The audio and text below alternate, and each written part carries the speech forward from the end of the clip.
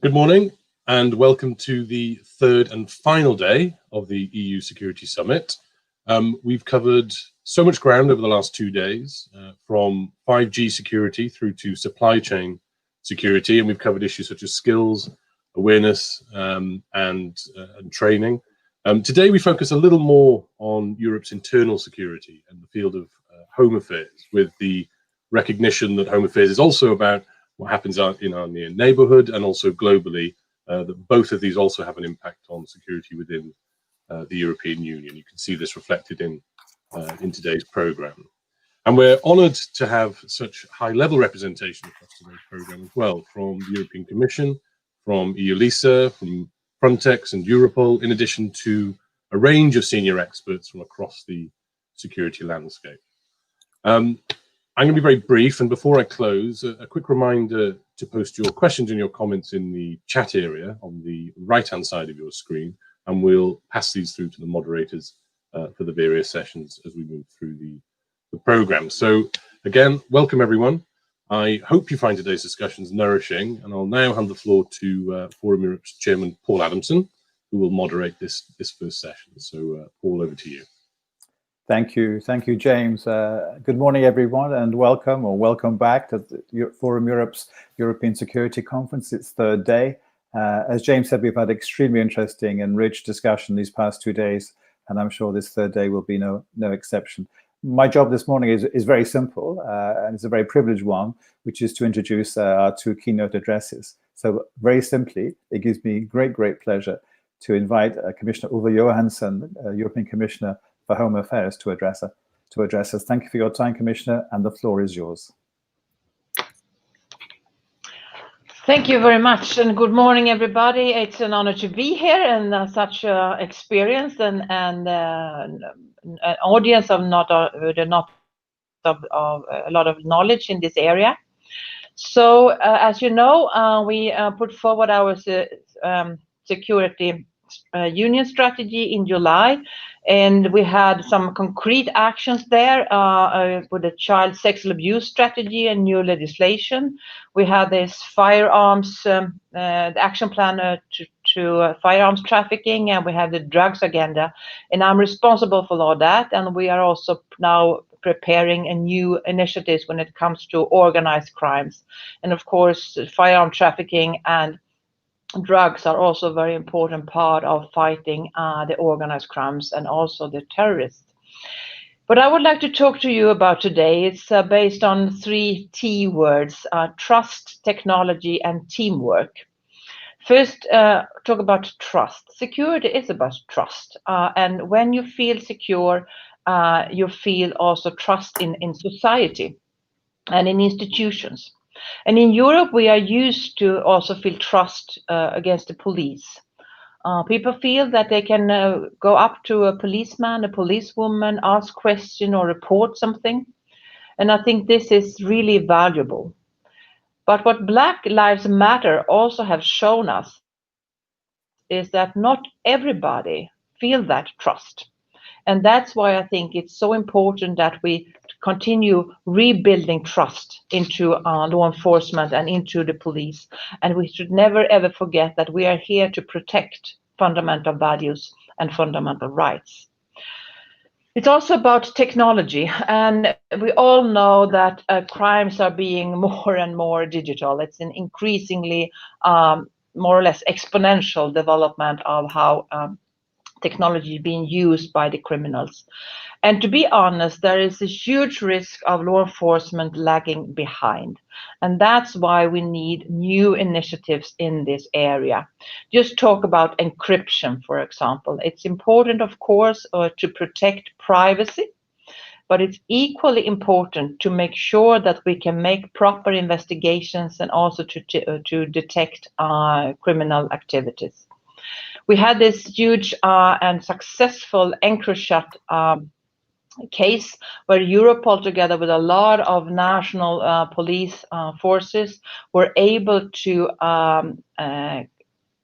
get through this encrypted information and to follow organized criminals criminal groups on a very high level in real time, and they were able to prevent a lot of murders.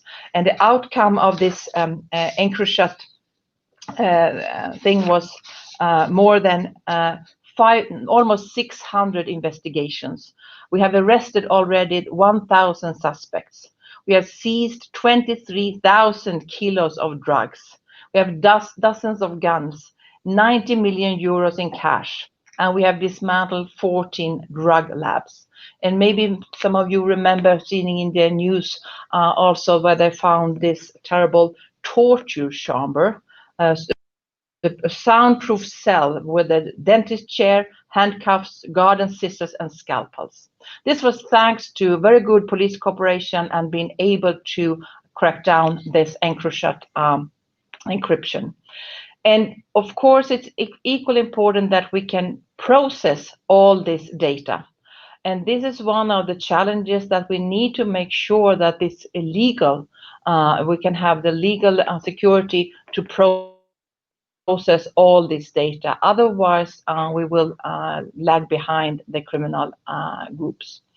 So technology is really one of the areas where we need to do more. I'm right now working on a renewed mandate for Europol, and that will include stepping up also the ability for Europol to work closer with private companies, like internet companies when it comes to fight child sexual abuse, but also together with banks when it comes to fighting financial crimes, for example.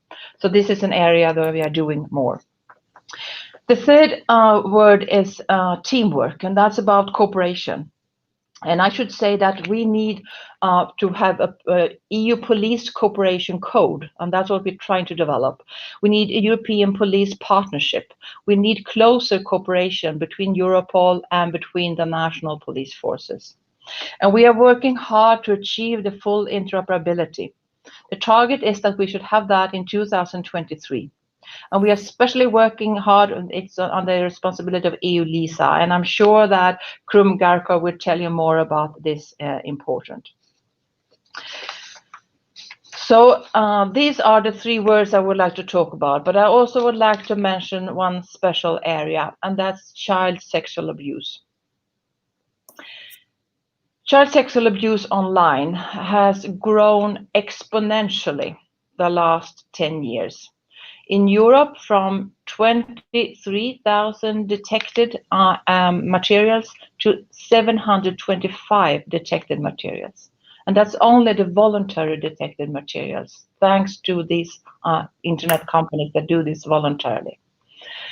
How this works with the child sexual abuse is that for pedophiles to be able to watch this material, they have to get into closed groups, closed rooms. And most often the entrance fee is to produce new material. So to be able to see children being raped, you have to rape children and post this material. In some groups, it has to be done streaming online while it's happening at the same time as it's happening. We have seen also a huge increase in grooming activities, self-produced materials. And this is, I must say, this is a responsibility for us as adults to protect children. But as a politician, it's my responsibility, together with other politicians, to also present the necessary legislation to actually protect those children. And we have also to work on prevention to be able to prevent these terrible crimes to happen. And that's why we are also putting forward a new EU Center to prevent and counter child sexual abuse. Often when I talk about the security area, there will be a political discussion between security and privacy. Like if there was not possible to secure both. I should say that security without freedom is dictatorship. But freedom without security is the law and the right of the strongest. And we have to be able to both have security and freedom. And it's absolutely possible to both protect fundamental rights and to prevent crimes and to protect children. So this is the area where we need for sure to do more. This is an area where I think that citizens are expecting from us, from me as a politician, to step up to make sure that law enforcement can keep up with the pace of the new technology, and that we will never ever let the organized criminal groups win in the technological race. And that's why the cooperation and the seamless sharing of information between different police forces and law enforcement, and also together with private companies, is so essential. And to be able to process these data in a way so that we can actually protect our citizens, together, of course, with protecting fundamental rights. In these times, I think it's also important, and I think that Black Lives Matter, that all our police forces and law enforcement are acting in line with fundamental rights, so that everybody could have the same trust in law enforcement. Talking about technology, it's also important that we really need to use artificial intelligence more and more, and we need to train law enforcement to use artificial intelligence in a better way. But it's of course equally important that we make sure that artificial intelligence itself is trained in a way that is for sure non-discriminatory and of course not racist, so that we should not be based only on white faces, for example, but also for all of the faces that we really have to take into account. I will stop here, and I hope I'm looking forward to answer your questions. Thank you. Thank you very much, Commissioner. You were exactly 10 minutes, which is extraordinary. Also, a lot of speaking time. You managed in those 10 minutes, Commissioner, to put an awful lot of information there, and quite provocative or thought-provoking, certainly, information that maybe many in this audience would not be maybe as aware of as you are, given your privileged position. You said a number of things I'd like to come back to you on, and while waiting for any questions to come through from our audience, you said that there's a huge risk of law enforcement lagging behind. What made you say that? What makes you draw that conclusion? Well, it's because we do not have the proper legislation in place to be able to share information, for example. It's not possible for Europol to receive information directly from internet companies that detect child sexual abuse materials. Of course, that makes it more difficult. It's not possible for Europol to directly have the information from banks, for example, if there is a specific bank account that is part of an investigation. We have now a legislation for e-evidence that is pending with the legislators. We know that 85% of all criminal cases contains e-evidence, but still it's not possible to have this e-evidence cross-border if it's needed for an investigation in one member state, to have access to e-evidence that is based in another member state. The Commission has put forward a proposal, but that has not been adopted yet. We have the problem with terrorist content online. I've put forward a proposal that should be able for those that detect the terrorist content online, that could address directly to the internet service provider that are hosting it, to take it down, even if that is based in another member state. These are just a few examples where we really need to do more to be quick and to use so that the cooperation can flow smoothly, and that we're able to process all the data in a way that could help us keep up the pace with the criminal organizations. Okay, thank you.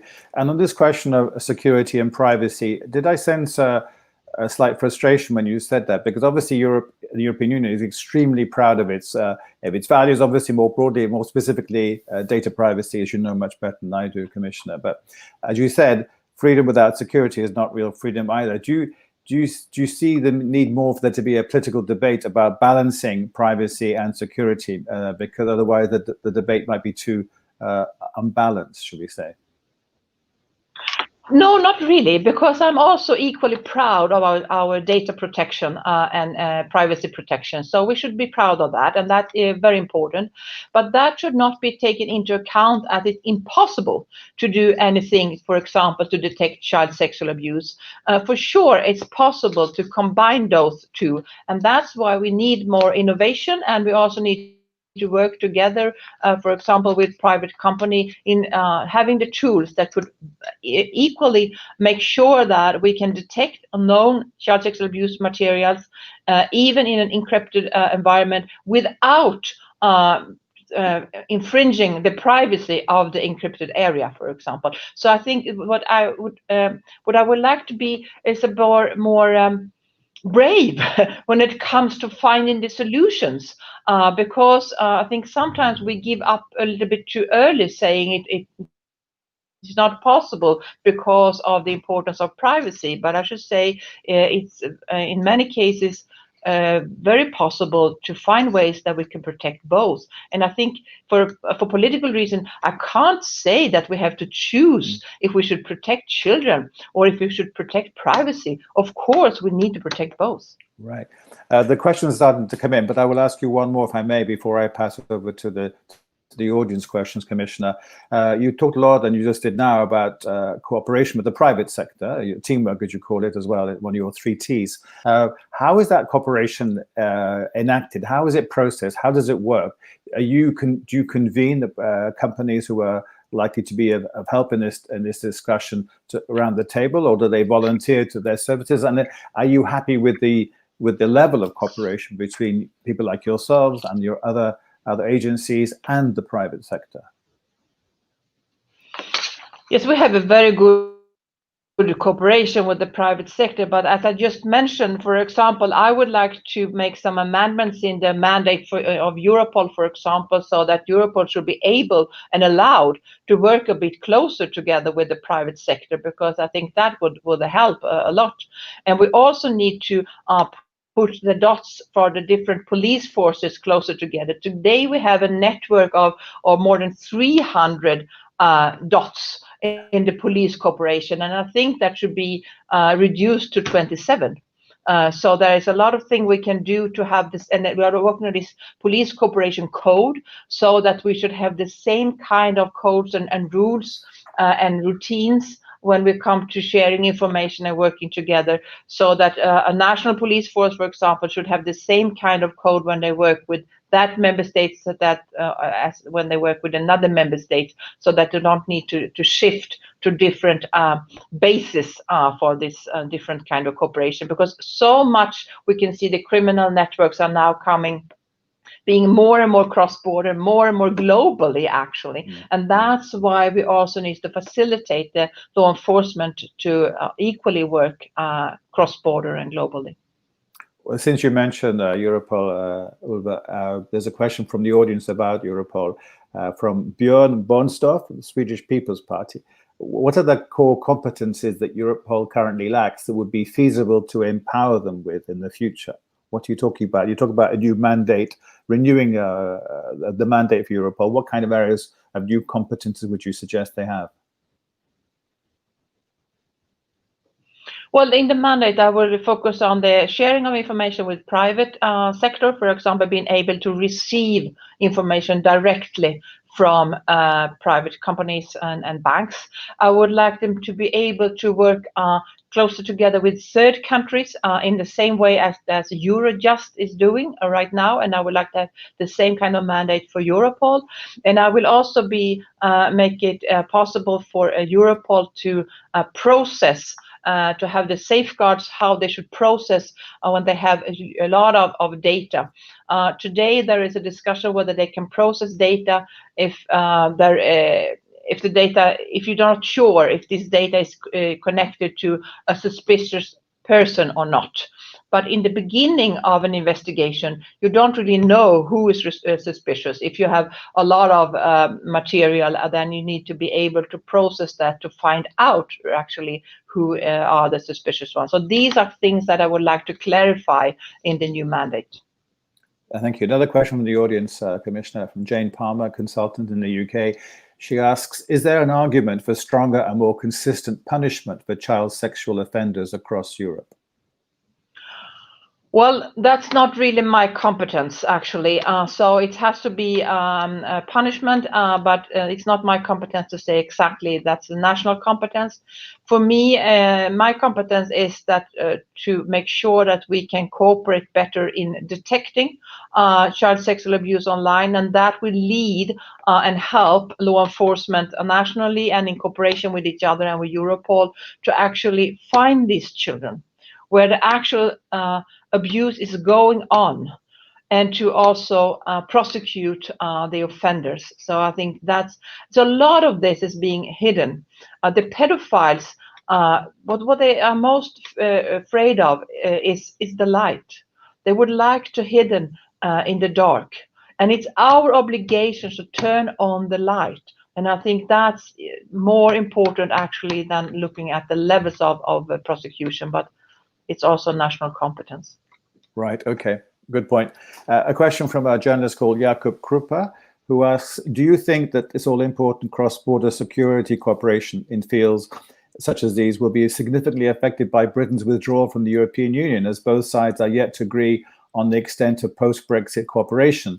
And even the best-case scenario is likely to substantially limit UK's access to data.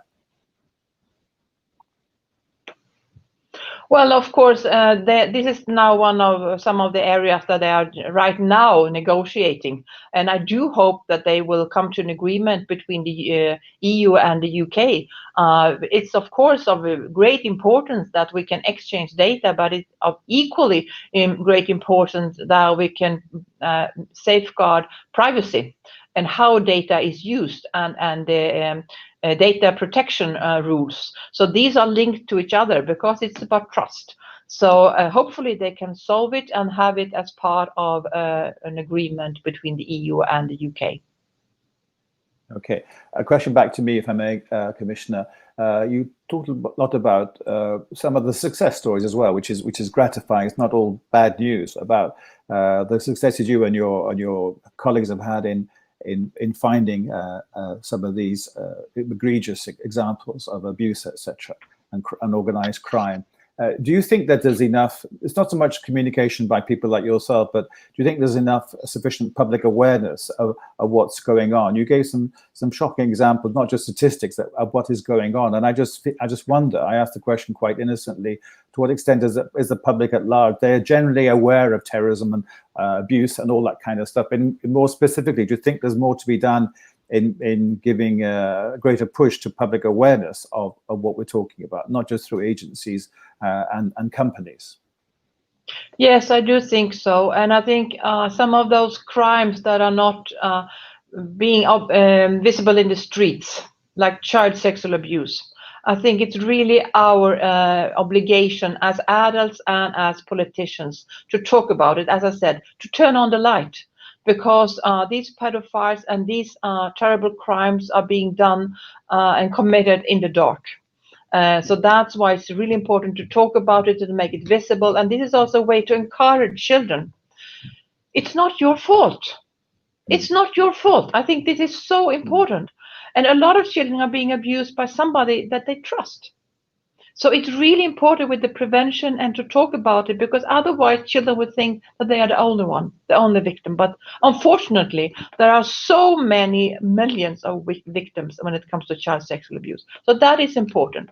I would also say that when I look at the success stories, when police cooperation really is successful, like in the Encrochat case, for example, in the national media, it's always about how good the national police force are, and of course they are. But I think it's also important to make public that this was not had not been possible if we hadn't had this very good cooperation between the national police forces and together with Europol, and that they could share information and work together. And this is really how we need to do it. We need to work cross-border, and we need to use the whole strength of the European Union's law enforcement. Okay, one final question then on cross-border, Commissioner, and then I'll let you go back to your day job. You're a minister in Stockholm for many years, and many years ago as well. So you've had a long national ministerial career, and obviously that informs your current work as European Commissioner for Home Affairs. But you're talking a lot about transborder cooperation, how it is basically a good news story, as if I can interpret what you've been saying. But when it comes to the crunch in the Council of Ministers, do you feel more and more of an appetite amongst the people around the table, the member states, to cooperate? Are they aware of the urgency and need not to be so jealously defending national competences in this area? Yes, for sure. I really feel that appetite around the table in the Council. But it's important also that we must have the European Parliament on board, because we have two co-legislators, and it's necessary with the cooperation between member states, but it's also equally important with the cooperation with the European Parliament. Okay. Well, thank you very much. That's all we have time for. I very much appreciate your time this morning, Commissioner. It's been extremely enlightening, extremely informative, and quite stark. So thank you very much for that, and have a good day. Right. If you're still with us, I now turn to our second keynote address this morning, and it is from Krum Garkov, as you all know, is the Executive Director of EU LISA. So Krum, over to you. Thank you, Paul, and good morning to everyone. I'm glad that I was able to join the EU Security Summit. Of course, my agency, EU LISA, is deeply involved in security matters of EU, and I just want to take one point from intervention of Commissioner Johansson and develop it further. Commissioner Johansson insisted on the importance of technology for the internal security in Europe, and I shall say that today internal security goes through a very fundamental transformation. At one hand, it is a digital transformation. It's a fact. Today, efficient and strong internal security means information-driven security. And on the other hand, there is a rapid process of convergence between internal security, border management, and migration management. So the bottom line here is that the silo approach that so far was followed is not anymore fit for purpose. While digital technologies are the engine of the modern security, I'm convinced into that, the fuel actually of this engine is the data. And for this reason, when we speak about strengthening internal security, making more efficient today, it means that speed of the digital transformation should be accelerated alongside with adoption of some of the disruptive technologies that are now in the agenda of everyone. I'm talking here about the use of big data, analytics, artificial intelligence. Utilizing the big data for the purposes of internal security is a new paradigm to achieve better efficiency in the work of the security agencies in EU and also globally. And better efficiency is necessary because in the long run, the security threats and challenges that EU will have to deal with actually will be growing, and there will be new ones coming which we were not able to think of or predict. The COVID crisis, for example, is probably something that we can take as very, very recent example. Now, however, using the big data will not be enough. The data is just the raw material, and we need to make sure that this data is turned into information and to put that relevant information in the hands of the law enforcement practitioners, allowing them to make informed and timely decisions. And here comes the role of advanced analytics that enable the information-driven internal security and support actually tactical and strategical decision-making. And all that complemented by the artificial intelligence provides very powerful tool set in the hands of the law enforcement practitioners. and actually will enable them to follow an integrated and risk-based approach in internal security. Actually, the European Union already recognized that fundamental transformation of internal security, and it was recognized both at operational and political level. And it was reflected into the recently introduced new EU security strategy. One of the pillars of this new security strategy is the new security ecosystem that will have to be built, and which aims to foster internal security through enhancing and strengthening information exchange, adopting through accelerated innovation of new and disruptive technologies, and strengthening cooperation between all security actors and the industry, something that Commissioner Johansson also emphasized as key prerequisite and success factor. My agency, EU-LISA, is already at the heart of those developments. Actually, we are progressing now as we speak with implementation of the new information architecture for internal security and border management in EU, working closely with the member states, Commission, Frontex, and Europol. And the building blocks of this new information architecture are the new large-scale IT systems under implementation, the European entry-exit system, the European travel information and authorization system, and ACRIS-TCN, as well as, and together with the existing already ones, the Schengen system, the visa system, Eurodac. Furthermore, this new information architecture actually comes to address the transformation that I mentioned at the beginning, and it is capable and open to accommodate in the future other needs and domains such as justice or customs, if it is decided so. The key benefits of what we are doing now in EU of this new information architecture is the consolidated and streamlining access to information by the law enforcement authorities, breaking the existing technical and operational silos, and at the same time providing new and very comprehensive approach for identity management at EU level. Now, it will also facilitate the evolution of the technological ecosystem for internal security, harmonizing approach for acquisition of data, access to information, and cybersecurity. The new architecture will provide also very powerful analytical toolset to the relevant national and EU authorities. And last but not least, this new information architecture is artificial intelligence ready and will facilitate utilization of those new capabilities that artificial intelligence will provide in the area of internal security. And there are a number of developments ongoing. At the moment, to mention a few, for example, the European travel information and authorization system is being implemented as artificial intelligence ready to plug in those capabilities. There is an ongoing pilot project for implementation of electronic Schengen visas where artificial intelligence is also considered, and also the new visa information system also will accommodate those capabilities. So the examples can be extended further. And as a whole, analytics and artificial intelligence, I believe, is one of the hottest topics at the moment in Europe and generally and globally, and will have very strong effects on security and internal security in terms of building new capabilities and increasing efficiency. Well, at the end, I would like to note, though, that the digital transformation that I'm talking about of internal security in EU and also globally will continue. That's obvious, and will continue at the accelerated pace. And while there are a number of new and disruptive technologies around, the main challenges that need to be addressed in this transformation are not related to technologies, and they're not technical at all.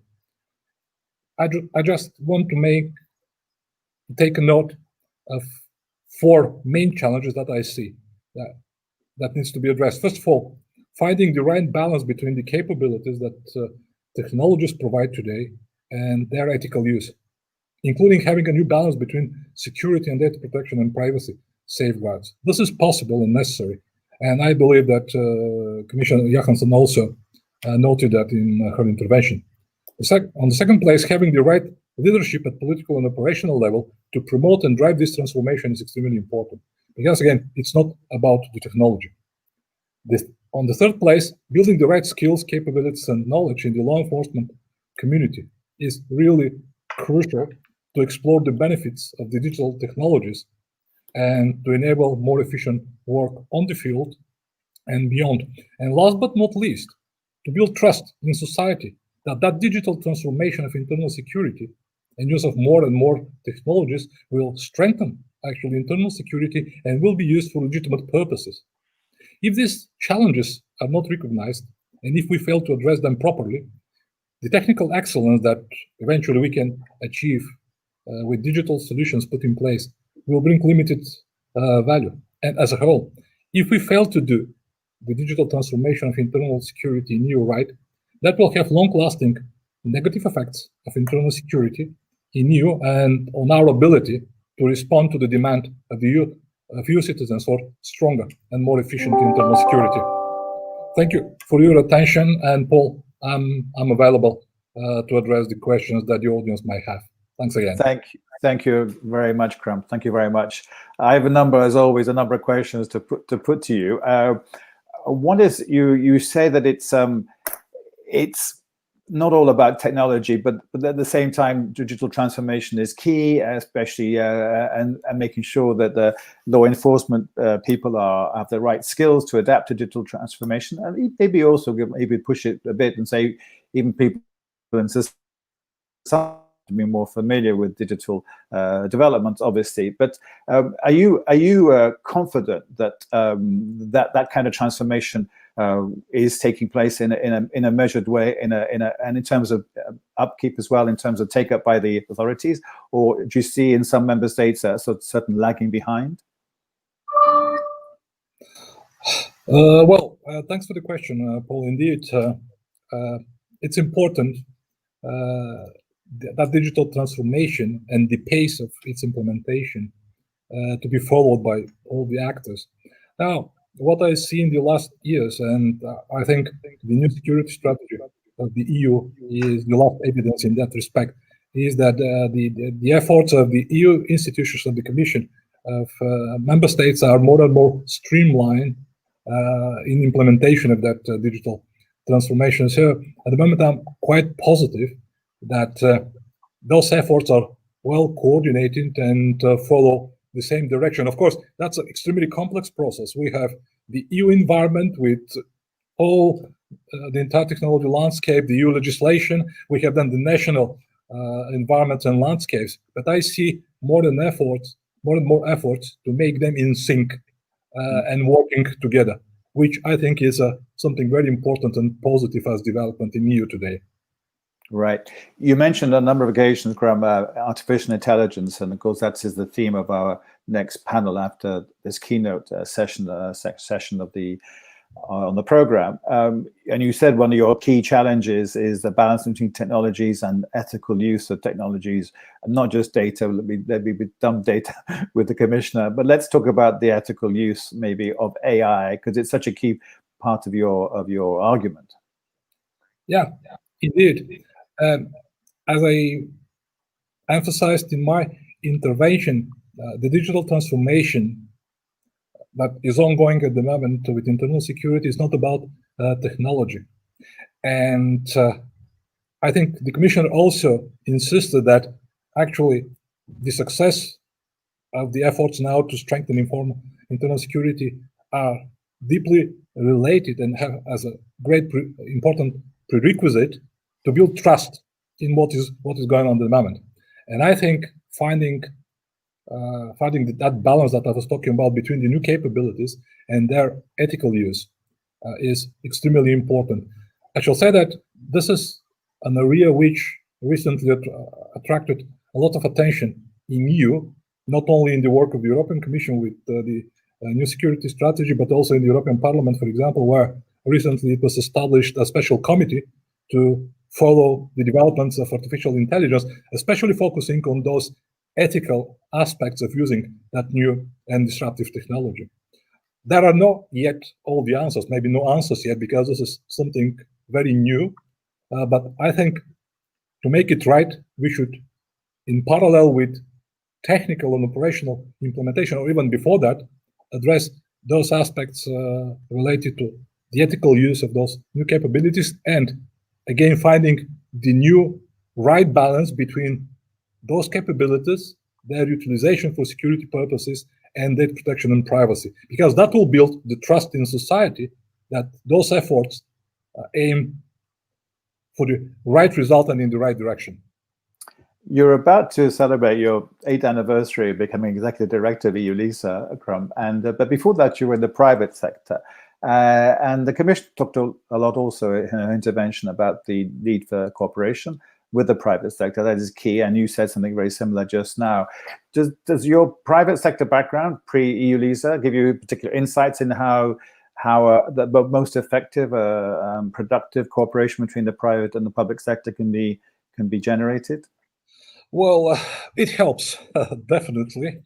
And thanks for mentioning my past life in private sector. Well, it's a delicate relationship, especially when we speak about internal security. Of course, as Commissioner also explained, it's important for law enforcement agencies, for Europol, for national law enforcement authorities to get access to the necessary information and data in order to do better their job, especially now in the digital age. Of course, on the other side, the private sector wants to protect their customers, because privacy of their customers is one of their greatest assets now, also in the context of digital transformation that the global economy is ongoing. I think the key is the regular and open dialogue to find solutions, and the balance that I was talking about before. Especially my agency has already a very positive track record in that, because we are very closely engaged with the industry on number of issues, to great extent related now to this digital transformation. And I think this is the way to go ahead with it. At the moment, we don't have all the answers, but those answers can be developed only as a result of dialogue rather than enforcement of one or another set of rules unilaterally by the governments or by EU, for example, as a whole. Right. You said at the beginning of your intervention that the historic silo approach is no longer fit for purpose, but I think you were saying also we've all moved on from that, so that's no longer quite the issue that it was in the past.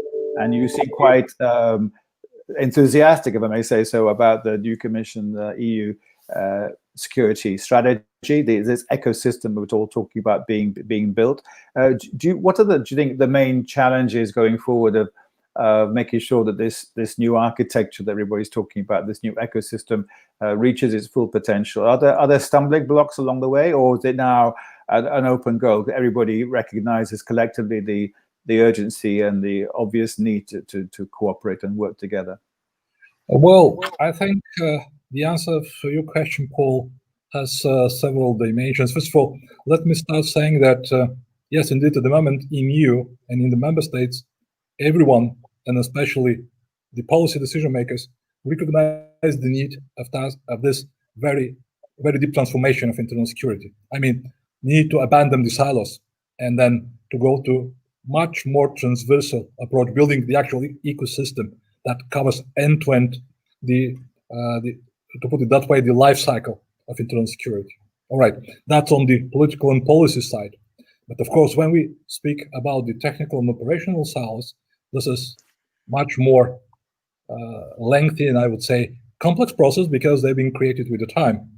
And here, I think the key for success is to work, besides on technology and technicalities, on the shift of the culture and mindsets, and building the right skills and capabilities. Because at the end of the day, if I am a law enforcement officer and I'm asked to change my way of working, first of all, I need to change my routine in the way I implement my duties, to develop understanding and trust in the new capabilities and technology that are coming to help me, and with that, to change the culture. And this is a process that should start at an individual level, but should be driven by the organizations and the governments. And I think this is the most challenging part of that. We can implement state-of-the-art technologies. Probably we have already lots of political will in place to drive the process, but then the actual change will happen on the ground, on the street. And for that reason, we need mind shift change and cultural change, which is a very essential part of any transformation program, I would say. Right. Well, that's a very good point at which to lead this fascinating discussion. We've run out of time, but certainly a great amount of food for thought, Kram. Thank you very much for your time this morning, direct from Tallinn, and I hope to see you again soon when we can all get together. Thank you very much. Thank you. Thank you, Kram. There will now be a short break for 3 or 4 minutes before we start our plenary session, session 7, AI for security, leveraging the benefits, mitigating the risks, which has been kind of teed up by Kram's very interesting intervention this morning. So don't go away, and we'll reconvene in about 3 or 4 minutes. Thank you all very much.